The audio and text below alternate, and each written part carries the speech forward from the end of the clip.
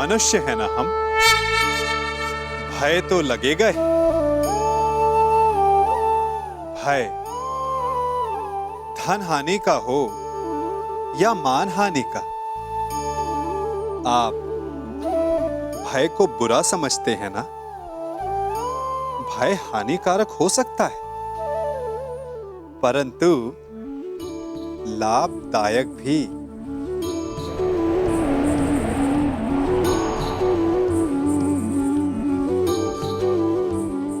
सोचिए, किसी अनुचित कार्य के परिणाम का भय क्या आपको वो कार्य करने से रोक नहीं लेता?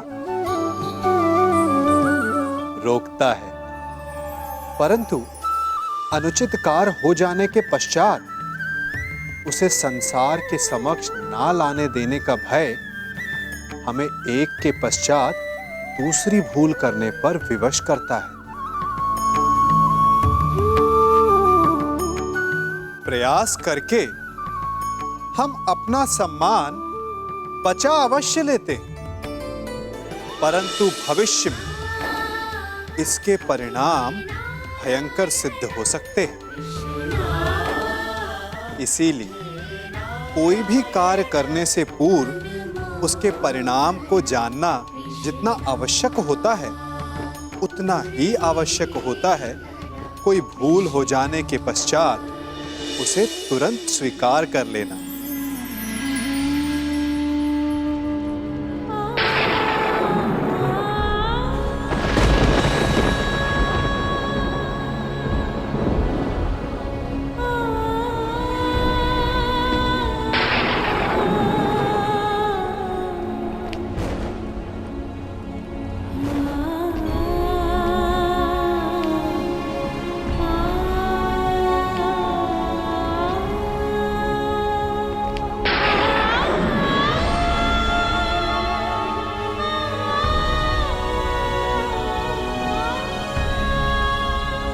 क्या हुआ बुआ?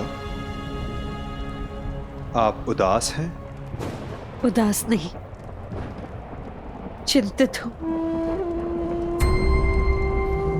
कृष्ण, क्या मैं अकेली हूं जो ये युद्ध नहीं चाहती? नहीं बुआ, आपके चाहने ना चाहने से कुछ नहीं होगा। जब वन में महाअग्नि लगी हो और एक वृक्ष को छोड़कर शेष जलना चाहे, तो अग्नि कौन रोक सकता है? मैं वृक्ष नहीं हूं माधव, मनुष्य हूं,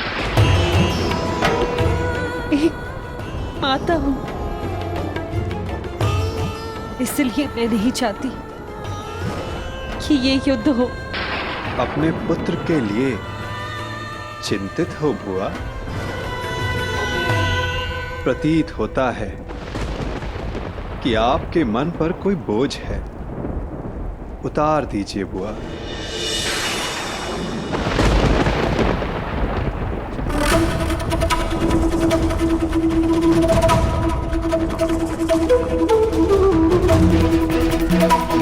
मैं अपने दोनों पुत्रों के लिए चिंतित हूं।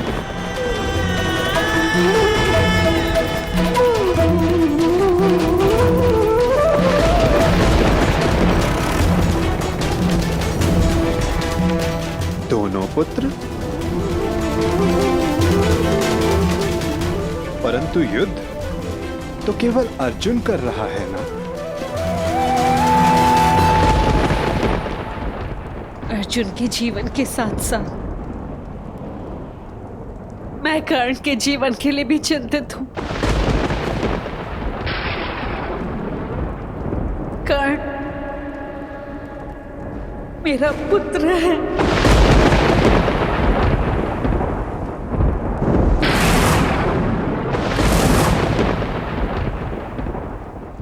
मेरा सबसे बड़ा पुत्र।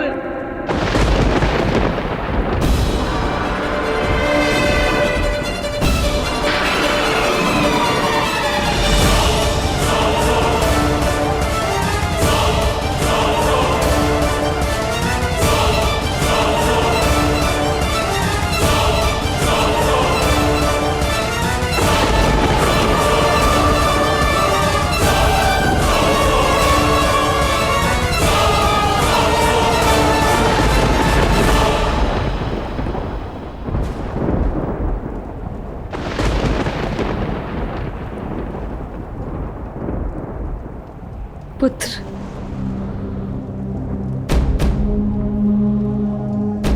मैं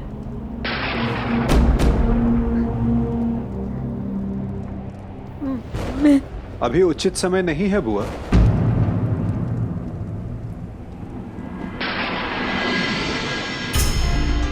किस बात का उचित समय नहीं है वासुदेव?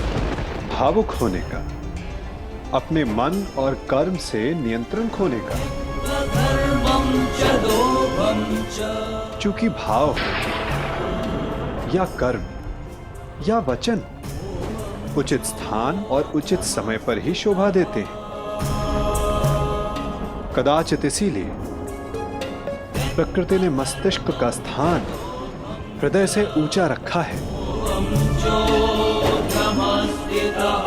चूंकि समय पड़ने पर मस्तिष्क हृदय के प्रभाव पर नियंत्रण कर सके। कदाचित कल के द्वंद्व के लिए तुम यहां कुंती बुआ का आशीष लेने आए हो ना कर्ण? नहीं, मैं बस प्रणाम करने आया हूं।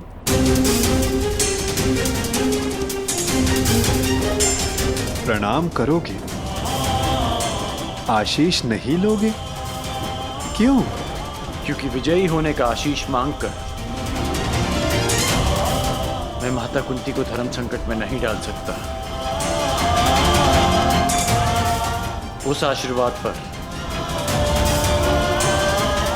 केवल उनके पुत्र अर्जुन का अधिकार है।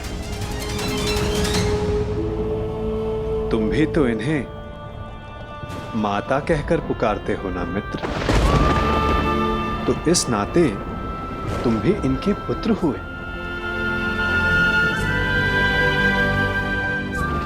आशीर्वाद पर अधिकार तुम्हारा भी उतना ही है जितना अर्जुन का।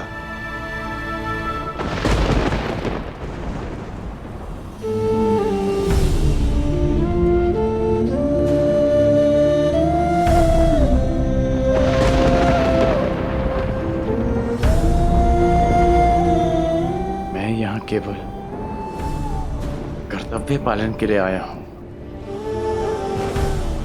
अधिकार पाने नहीं।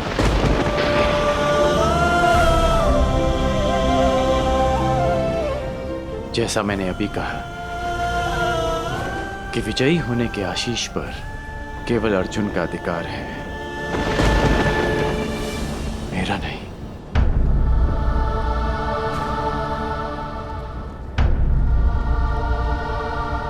एक माता के लिए उसके पुत्र के विजय होने से अधिक उसका जीवित होना महत्वपूर्ण है।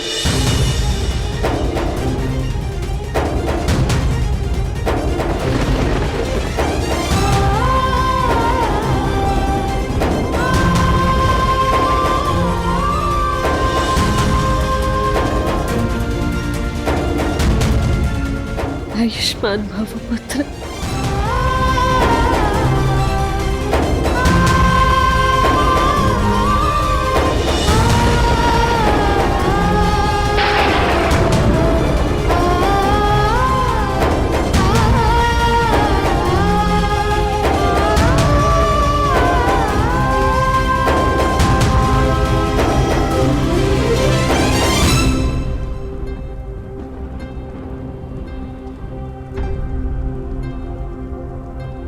सत्य सम्मुख आएगा बुआ, परंतु उचित समय उचित स्थान पर। और वो समय कब आएगा? ये समय आपको स्वयं बतलाएगा बुआ। बुआ हूं ना तुम्हारी, और भक्त भी। क्या इस युद्ध को रोक सकते हो? कर्म कर सकता हूं, परंतु फल समय के हाथ में है।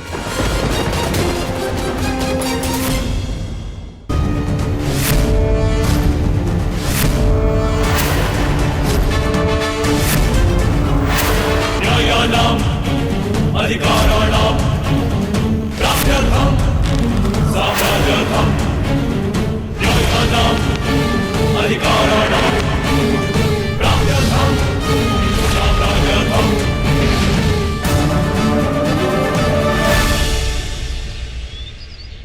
जिस परिवार को सुदृढ़ रखने के लिए मैंने मृत्यु को अपने से दूर रखा, उसका विभाजन मैं किस प्रकार देख सकता हूं? ऐसा कौन सा परिवार है जिसमें विवाद नहीं होता, परंतु विभाजन? क्या यही एक समाधान है? मुझे अपने कानों पर विश्वास नहीं हुआ था विदुर। वासुदेव जैसा विद्वान और बुद्धिमान विभाजन का सुझाव देता है। यदि मेरे वचनों से आपको पीड़ा पहुंची है तो मैं क्षमा प्रार्थी हूं गंगापुत्र, परंतु परिस्थितियां कभी कभी ऐसी हो जाती हैं कि परिवार को बांटना आवश्यक हो जाता है, विशेषकर तब जब परिवार के कुछ सदस्य शेष का विनाश चाहने लगे। मैं कह चुका हूं, मेरे जीवित रहते ऐसा कभी नहीं होगा। मुझे विश्वास है कि मैं अपने पुत्रों को एक रखने में सक्षम हूं। क्षमा चाहूंगा गंगापुत्र, परंतु ऐसा हो चुका है, वो भी आपके जीवित होते हुए। और रही बात आपके विश्वास की, तो वो लाक्षागृह की अग्नि में भस्म हो चुका है। क्या कह रहे हैं आप? दुर्योधन और शकुनी ने पुरोचन से वारणाव्रत में जो भवन बनवाया था, वो भवन लाक्षागृह था। वो पांडवों को भेंट देने के लिए नहीं, अपितु पांडवों को अग्नि की भेंट चढ़ाने के लिए था गंगापुत्र। मुझे विश्वास नहीं।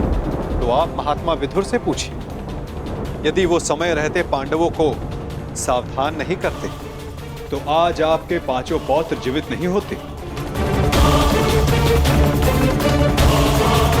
वासुदेव ठीक कह रहे हैं तातश्री। तुमने मुझे बताया क्यों नहीं विदुर? आपको कष्ट होता तातश्री। पांडवों की रक्षा मैंने कर ली थी, परंतु सत्य जानने के पश्चात कौरवों की रक्षा आपसे कोई नहीं कर पाता। यदि कौरवों और पांडवों को साथ रखा गया तो मुझे खेद है गंगापुत्र, कहीं हस्तिनापुर स्वयं एक लाक्षागृह में परिवर्तित ना हो जाए। स्पष्ट कहिए वासुदेव। तो सुनिए, द्रोण शिष्य और परशुराम शिष्य दोनों पराजय स्वीकार नहीं करेंगे।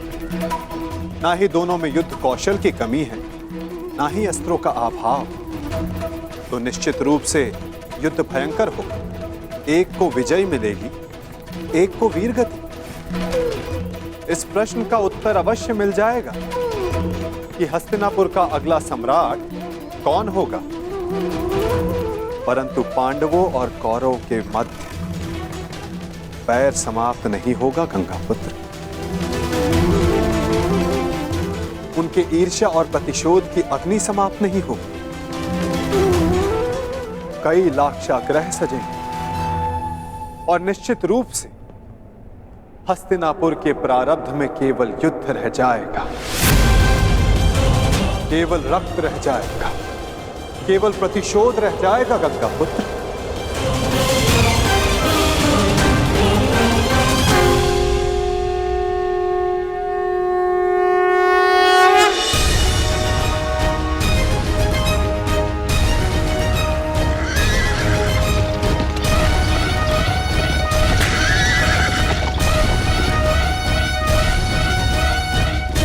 दो योद्धा युद्ध के लिए प्रस्थान कर रहे हैं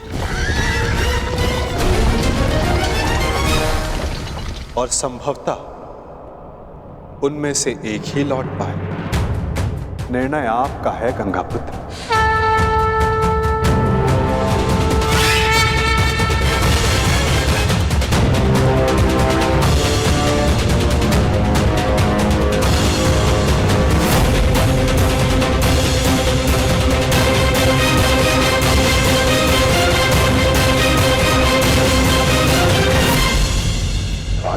हमारा द्वंद्व आज पूर्ण होगा। आज सूर्यास्त भी तुम्हारी रक्षा नहीं कर पाएगा, वरना इस बार मेरे पास तुम्हें छोड़ देने का कोई बहाना होगा, क्योंकि ना तुम ब्राह्मण वेश में आए हो किसी का स्वयंवर जीत कर लौटे हो। अर्जुन, इस बार मैं अपना धनुष नीचे नहीं करूंगा और मैं तुम्हें प्रहार करने का अवसर नहीं दूंगा।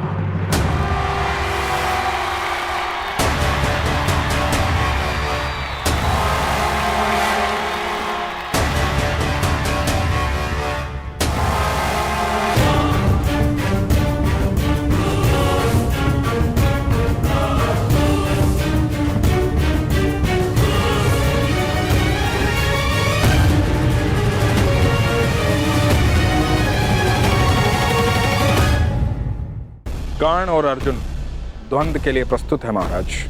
द्वंद्व प्रारंभ किया जाए ताज।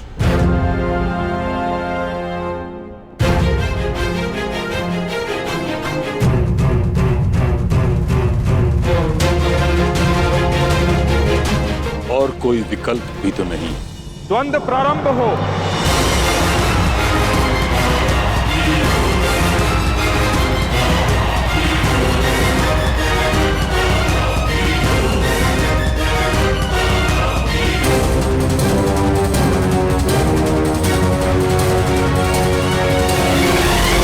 ये द्वंद्व नहीं, तुम्हारा सौभाग्य प्रारंभ हो रहा है मेरे होने वाले सम्राट।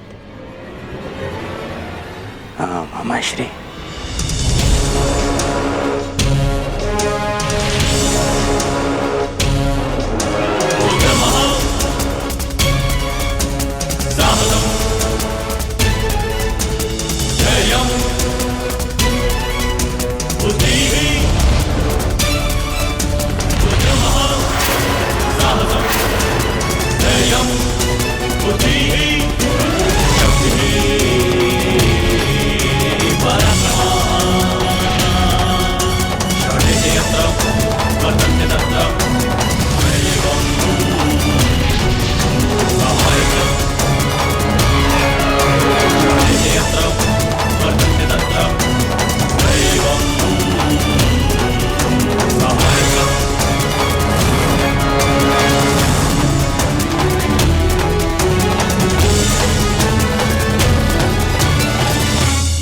रुको।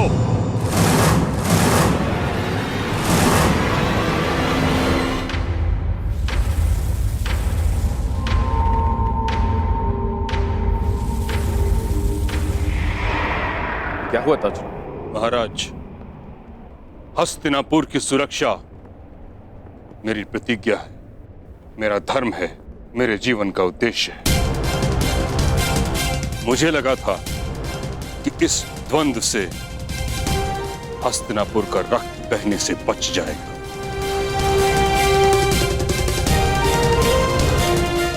परंतु अब मुझे प्रतीत होता है कि यह द्वंद्व हस्तिनापुर के हित में नहीं।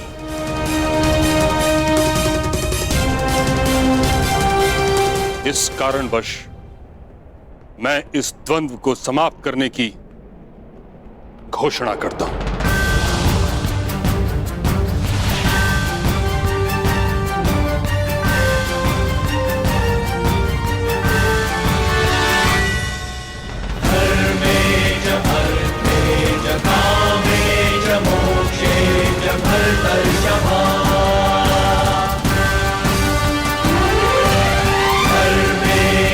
क्योंकि आज अंगराज की विजय हो या अर्जुन की,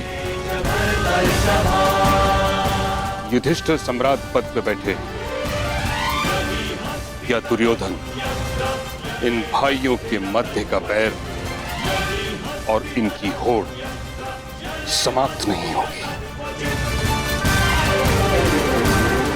परंतु पितामह, इसके अतिरिक्त और क्या हल है?